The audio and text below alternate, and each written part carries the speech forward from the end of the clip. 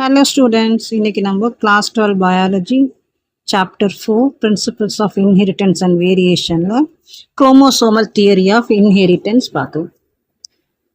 Chromosomal theory of inheritance. உங்களுக்கே தெரியும் who is the father of genetics? Georg Johann Mendel.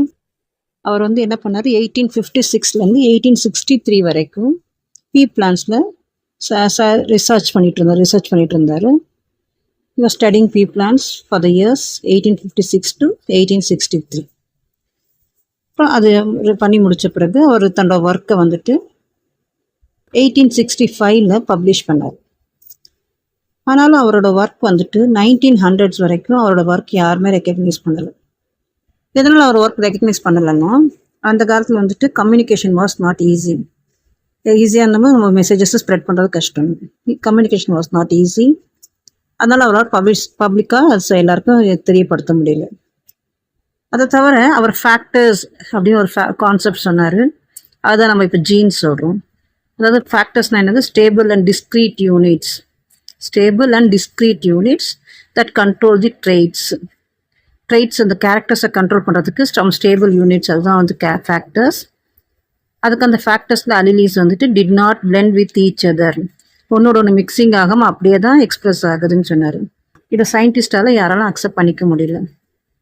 அதை தவிர இவர் used mathematics to explain the concepts. You combine the maths and the science.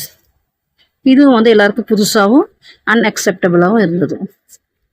இதை தவிர அவர் cannot provide any physical proof for the existence of ஃபேக்டர்ஸ்க்காக எந்த physical proof கொடுக்க முடியல அவரால்.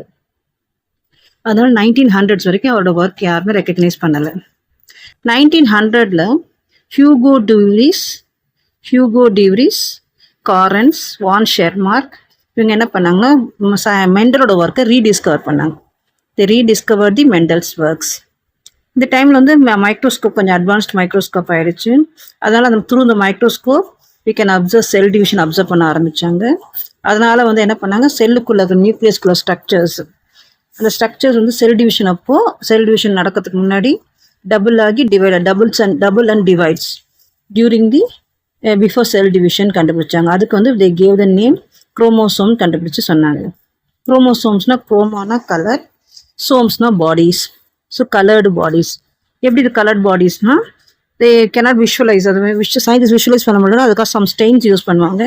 அந்த ஸ்டெயின்ஸ் யூஸ் பண்ணும்போது இது கலர்டு பாடிஸாக தெரிஞ்சதுனால இதை குரோமோசோம்ஸ் பேர் கொடுத்தாங்க. அதுக்கு 1902ல் வால்டர் சட்டன் அண்ட் தியோடர் பவரி